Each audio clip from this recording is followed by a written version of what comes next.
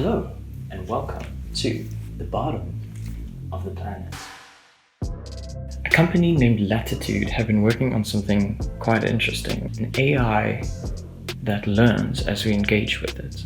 And rather than trying to take over the planet itself, it's telling us a story. It is an adventure game where the limit is your imagination and not the world borders of the developers. And yeah, I'd like to take you guys on a quest. So, without further ado, welcome. AIDungeon.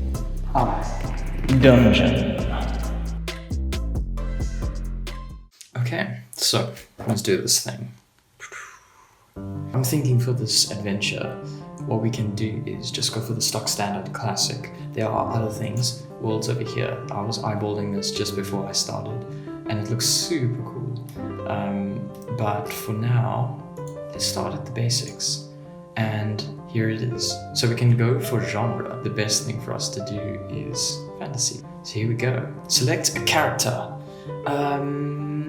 Okay, alright. So, is that a peasant? No ways. Oh man, I was gonna do something really cool, like a wizard or something like that. Okay, I don't know if this is a thing. This is cool. Let's do it. I'm picking peasant. Enter your character's name. Okay, so fantasy, right? So think fantasy. That's what we're playing here. Definitely Jeff. You don't like it. Sue me. I mean, please don't do that. You probably, I don't know if they are grounds yet. I don't know. Okay, we're beginning. You are Jeff, a peasant living in a small village in the kingdom of Larian. You have a pitchfork and nothing else. You dream of getting out of your village and having an adventure. You go to your fields and begin working. You look up and see a black raven sitting on a tree watching you. You drop what you are doing and follow it wherever it leads. What do you do? Oh, there's the question. What do you do? I think I'll play along. I'll follow it. Follow it meekly. Yeah. You follow it meekly. You walk behind the raven. It never takes flight and you never feel threatened. It leads you to the house with no roof. The door is missing and the windows are smashed. Request property price. Maybe he's a realtor. Maybe this raven is just trying to sell the house to me, but I'm a peasant, so I have no money. Maybe they'll take, I don't know, a soggy sock or something. You request property price. We're having an open house. You hear from within, all citizens, stop by and see this property. You look at the raven and nervously open the door. I'm a peasant. I have very little, but you may have some of my mead. I'm gonna assume that he has like mead and a little like you know, what do they call it? Thing to drink out of. Yeah. I don't know words. I don't do words. You walk into the dimly lit house with outstretched hands. A woman is sitting in front of a small fire. She has dark black hair and dark brown eyes. What do you do? I greet with the woman. Hello, who are you? Won't you sit down? I sit down and ask who the raven is. You sit down and ask who the raven is. The kitchen sink leaks water all over the floor. You get a rag and mop it up as quickly as you can. Why am I working for this woman now? When did it happen? I'm here to buy a property. I will not work for you any longer. I request to purchase this house. Okay, let's see what happens. I'm not selling this place, the woman says, but I know someone who might. Who is that? The Count of Rostdavia. Okay, so I'm a peasant. I need to somehow make a lot of money because this house is apparently very important to me. Where can I make that money? I know where there's a hidden fortune and jewels right under our noses, she says. Where? The old Count's house. Alright, let's see what happens.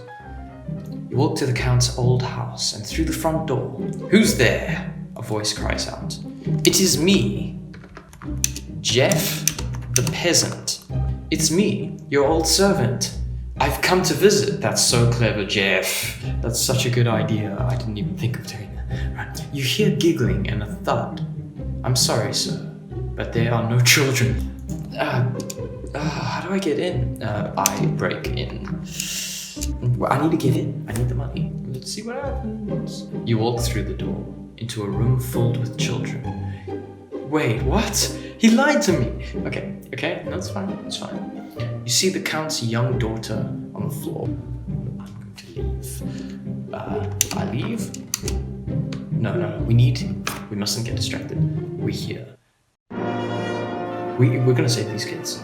I bust the children out of the house. You bust the children out of the house. Grab the little girl. "Out of my way," you say. The children giggle and you rush to the door. You run through the fields and you get to the village. Oh damn. Okay. I have a lot of kids now. I've just saved a whole lot of children. I'm gonna have to take the children to a forest and set up a small camp. Okay, so what we're gonna do is, I think we'll look after these kids and start like a makeshift orphanage. Obviously the Count was like maybe, I don't know, who knows what a Count was, maybe blood, I guess. You share some food with the children and tell them you're going for a walk in the forest. Yeah, so clearly Jeff's been under a lot of strain. He's just adopted all of these children essentially, saved them, and is now going to, I don't know, he needs time to think about this and process this. So Jeff takes a walk in the forest and pensively thinks about his recent decisions. You sit there with a small smile on your face and feel a great sense of accomplishment. Maybe this is the first time Jeff has done anything good. Okay, so we should find something like a treasure or something for the kids. I don't know. Maybe there's something lost in the woods, like a toy or something like that. I look for a toy in the woods. What can go wrong? It's Jeff. He can handle anything. You quickly notice an abandoned log cabin. You walk over to it and notice that the door's lock has been broken into. You look around for a toy in the cabin but find nothing. I keep searching the cabin. I mean, this is interesting. Maybe we could live here. You search the cabin for anything that might be of value. You don't find anything of value. You notice something out the window of the cabin. It looks like someone is in the cabin. Okay, are they trying to tell me that someone is in the cabin right now? Am I in immediate danger? Should I be calling someone? Okay, no, stay calm. I call out to the person. Jeff's not very clever. You walk up to the door and bang on it. No answer comes back. You look close at the window and you see a person moving around inside. You decide to kick down the door as fast as you can. I announce myself. May as well make an entrance. It's Jeff after all. You run up to the door and pull as hard as you can. The door easily swings open and you fall onto the floor. You look up and see the Count standing over you, holding a small dagger. Okay, alright, this was a bad decision. I thought maybe they could live in this house. I was going to take these kids and live there, but this has escalated very quickly. We need to get away. Come on, you can do it, Jeff. The Count quickly grabs your throat. He picks you up and slashes your throat open. You gurgle a bit before you bleed out. Jeff, no. Oh, I thought I could get away. No, there's got to be some way to save him. What do you do? I call out for help. It's the only thing I can do. I cannot even speak. I try to call out for help. The Count throws you against a wall and holds your head against it. He then slashes your throat open again and again.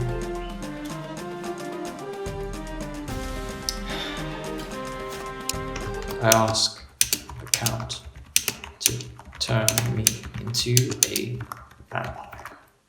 It's the only thing I can think of. I need to save Jeff. The Count lets go of your head and looks at you. He then looks out the window. A Vampaniza tribesman runs by outside. The Count calls to him. Tell him to focus and turn me. The Count turns you into a vampire and licks the blood off your neck. He then gently places you on the floor. Welcome, my brother, to the family. Oh no, okay. Jeff is now a vampire. This is not what I expected at all. Okay, I don't really know what to do. I got all these kids. Okay. I look to see what time of day it is, because I don't obviously want to go outside and die. I've come so close to death already. You look at your wrist and notice it's almost nighttime. Are you telling me that Jeff the peasant has a watch? You look outside and notice the sun setting in the distance. This is perfect. I look for the kids and bring them back to the cabin. Okay, so maybe this will be fine. You notice the children spread out through the woods. You walk towards them and call out to them. Hello, you say. The children run up to you and surround you. I cover my vampire fangs and tell them I'm happy to see them. What can go wrong? I'm happy to see you too, sir, one of the children say. Have any of you seen my daughter? You ask. I don't know Jeff has a daughter. I feel like I'm learning so much about him. No, sir, they all say in unison. Come with me to the cabin. You may live there. You look behind you to see if they are following. Let's hope so, you say. You arrive at the cabin and tell Gruft to stay outside. You slowly open the cabin and peek out. Gruft must be one of the kids. Okay. I tried to spot the Count. I want to see if he's still there. There's no one in sight. Stay here, you say. You slowly walk inside and close the door. You look around and notice a shotgun leaning against a wall. There are shotguns in this wall now. That's cool. I take the shotgun and attempt to find Count. I think this is it. I think I can take him down. I'm sure the gun will work. Grab the shotgun and walk out of the cabin. You slowly look around as the sun slowly sets. You notice a figure running away from the cabin. Jeff isn't clever, and he's worried. He shoots. You fire the shotgun at the figure. The shot hits the figure in the chest. The figure falls over and does not move. You inspect the figure. It was a vampire. He's dead. You notice the other children. They look scared, but unharmed. You go over to Gruft and open the door. I feel like Gruft is like the leader of the crew, like, you know, the kid crew. You let the kids in and tell them they are safe now. The kids slowly enter the cabin as you look outside to see Count Grey slowly walking towards the cabin. He looks over at you and smiles. Okay, he's a vampire, he can't be killed. I need to somehow stop him. I lead him away from the cabin to protect the kids. Come on, you can do this, bro. You can do this. You motion to the children to go inside before grabbing the shotgun and hanging at the door. You quickly load the shotgun and take aim. No, don't you go in there, you shout. I fire the shotgun and lead him to the woods. I can do this. Come on, Jeff. You fire the shotgun and hit him in the chest. This is excellent. Follow me, fool. Okay, so the Count keeps coming back to the house, and I'm trying to protect these kids best I can. They're currently sound asleep in bed, but the Count keeps coming back every time I try to fight him. So I'm gonna tell him to leave. You slowly head outside and notice the figure. It's the same vampire you killed before. He lets out a growl. Leave me, fiend, you say. The vampire snarls at you. I fight him. You swing the bat and smash the vampire in the face, knocking him to the ground. I am harboring. You killed my friends. Now I am going to kill you. Did he just want to say a cool line? I feel like that's all he wanted to do. He just wanted to say something really cool. It doesn't even need to be true. I take his head off. Hopefully this works. You swing the bat and smash the vampire in the nose. He howls in pain, but manages to stand up. You backhand him across the face, knocking him back down to the ground. I will win. I will protect the children. You backhand the vampire across the face, knocking him down to the ground. You take the shotgun off your back and take aim at the vampire's head, only to discover you are out of ammo. Jeff, no. Okay, I'm a vampire, right? This is what I am now. I can handle this, I can do this. Okay, I guess I bite him to try drain his blood. Okay, look, I know vampires aren't supposed to drink other vampires' blood, but let's see. You grab the vampire's neck and try to sink your teeth into it. Unfortunately, the vampire grabs your wrist and you both fall to the ground. I hold him until sunrise, hoping it kills us both. Look, maybe this is the end. You and the vampire both continue to struggle, hoping that the other one will let go and let the sunlight burn you to ash before he does. You try to punch the vampire, but he grabs your wrist.